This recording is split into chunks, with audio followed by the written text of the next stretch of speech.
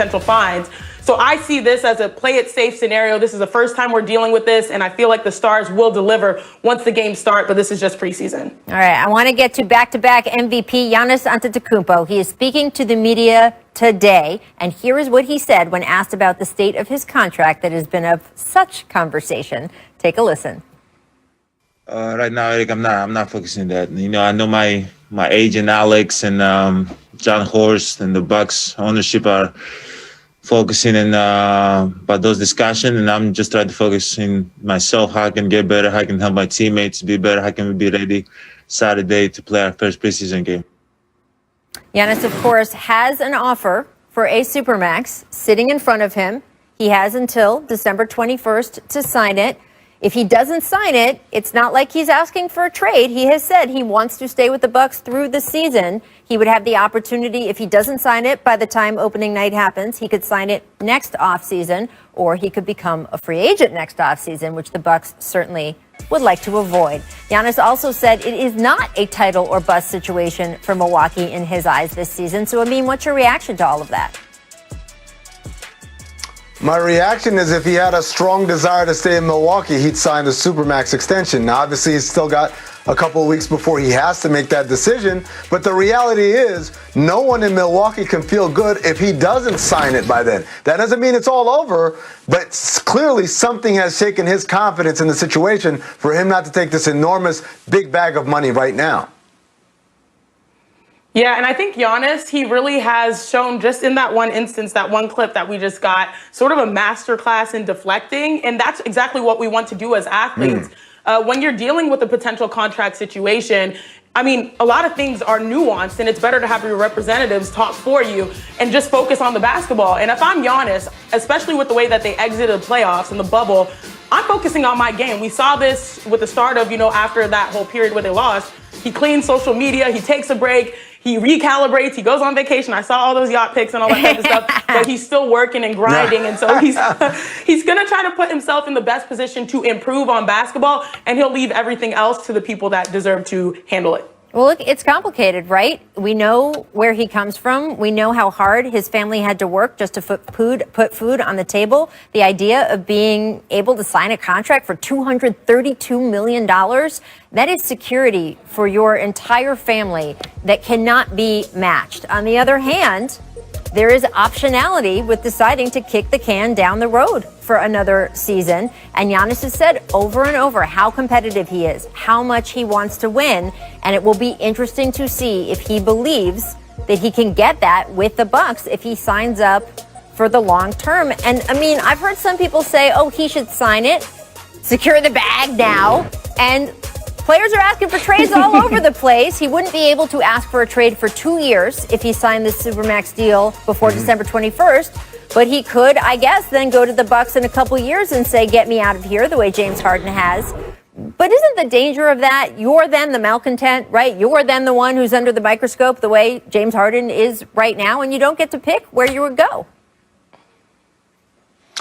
I mean, the star players tend to get to go where they want to go, right? No one ever gets traded to Siberia and somehow, we never heard from them again when you're that good. But the reality is, Rachel, the numbers are skewed because we keep assuming that if he doesn't sign it and he leaves in free agency, he'll sign a long-term deal somewhere else. And we know that's not the play. The play is to go short and then come back when you're a 10-plus year vet and then make up some of that money, especially when we hope that the cap will have gone back up after all of this COVID stuff is blown over.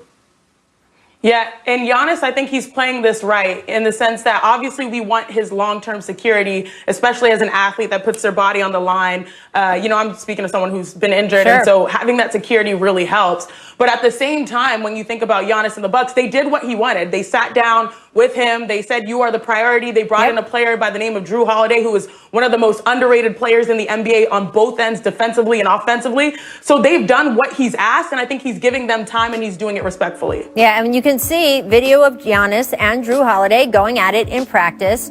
How much of an impact do you expect Drew to make this season? I mean, for someone like Giannis, too, just opening up his game. Look, he's a competitor, I think the main thing, Rachel. Oh. Go ahead, Amin. Go ahead. Oh, I'm sorry. No, I think the main thing, Rachel, is to remember that he's a massive upgrade over Eric Bledsoe, and that's not to say Eric Bledsoe's not a good player. He's an all-defensive player, but Drew Holiday is a cut above defensively and obviously a cut above offensively, and that'll bring some stability to that. Right. He says, quote, everything is on the table when it comes to extension talks with the Warriors, and here is what he said about his long-term plans. Take a listen. We have conversations. I mean, everything's on the table right now. I know just in terms of everything I talked about being a Warrior and what the future holds. Obviously fully committed on what that is, and understanding that I got to do what's right for me and the team, and having those conversations. I feel blessed to be in that position where I can say that and truly believe it. So it's a matter of just letting things kind of play out the way that they should, and that's kind of where we're at right now. All right, guys, so get your emojis ready. Is Curry saying he wants to retire a Warrior? BS or real talk? Emojis up. Let me see. What? All right, Amin, I would like you to explain your 100, and also, bonus question, how easy or hard is this going to be for him, given the complexities of keeping a guy with one team his whole career? Well, Rachel, you kind of blew the lead right there, because what I was going to say was I 100% believe that is his intention. That's what he wants to do. It's the only franchise he's known. But because we know how the NBA works, it's kind of BS. Nobody does this, right? Dirk, Kobe Bryant, Reggie Miller. Name one other person who's played 10 plus years with the same franchise and retired there. We can't name any, because the way this league works is at some point you are going to be a diminishing value for the franchise, and they will move on in order to secure a brighter future, or else get dragged down with it. And the reality is Steph does have strong ties to the Charlotte area. I expect him one day to play for the Charlotte Hornets. So I believe him, but I don't think it's going to happen. That can be true. That can be true, Amin. But what's really funny? When I got to Stanford in 2010 as a basketball player and a student, that's when the Warriors really started turning around. And Steph Curry is synonymous with Golden State, especially with this new late success. And I feel like this is a team now currently constructed, and even for the years in the future, that has an opportunity to win as long as he steps on the court. And we're talking about how many years he's been in the league. He's already been, I know he has a baby face, and we call him a baby face assassin, like Devin Booker too. But he's entering his 12th season, right? And he's the longest tenured player in the league, still with his original team. Meaning he is the only guy, the longest time with the team. I don't think he's going to mess that up, maybe for Charlotte, but I can see him staying in Golden State for the whole time. Well, and look, some of it is I forgot about Tim Duncan and Manu. Well, some of it is up to the player, though. I mean, you mentioned Dirk, right? Okay, well, Dirk took a lot of pay cuts to stay with the Warriors. He worked with the team in terms of roster maneuvering, and he also decided it was more important for him to stay with Dirk, to stay with the Mavericks than it was to maybe go chase a title somewhere else. There were years where they weren't good and he could have gone somewhere else, but instead he wanted to stay in Dallas. So part of this is going to be up to Steph, and part of it will just be difficult, but we'll see if he can do it. Steph Curry's pulled off the difficult plenty of times before. We'll keep talking about West point guards, guys, because I want to move on to Dame Lillard. Much like Steph, Dame is known for his extended range, earning the nickname Logo Lillard for his frequent shots from more than 30 feet. But apparently, he's planning to extend his range even further this season. Here's what he said when asked if he would shoot from half court in a game this season. This was from The Athletic's Jason Quick. Quote, very possible. Obviously, I'm not just going to be out here every game firing every shot from half court, or maybe not even every 20 games. Might be once or twice the whole season that I feel like, F it. If I get in a game and I hit 3 threes in a row, that's when you should have your eyes open, because it might be going up from half court at that point.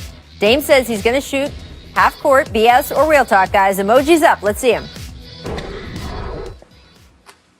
There we go. Chanae, give it to me.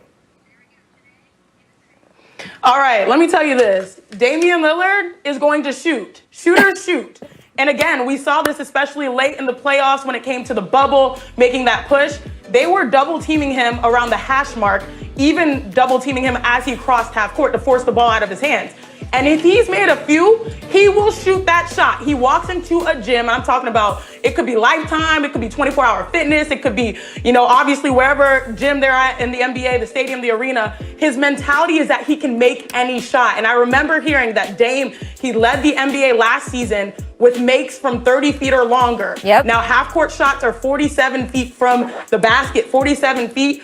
He's working on it, and I'm telling you, if he is shooting it, he believes he can make it. And if he believes he can make it, he's going to take it in an NBA game. Yeah, his percentage was highest over 30 attempts. Absolutely.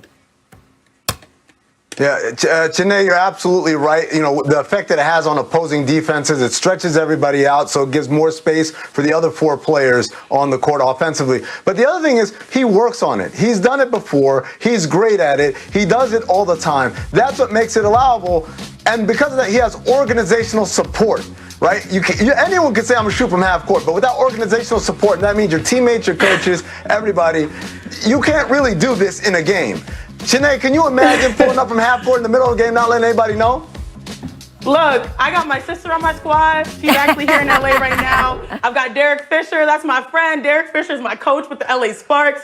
He would let me shoot it once, and then he'd pull me over and be like, Chiney, I'm serious here. And then I probably wouldn't shoot it again. That's cute and all, but okay, we're in the middle of a game. Thank you very much. All right, guys.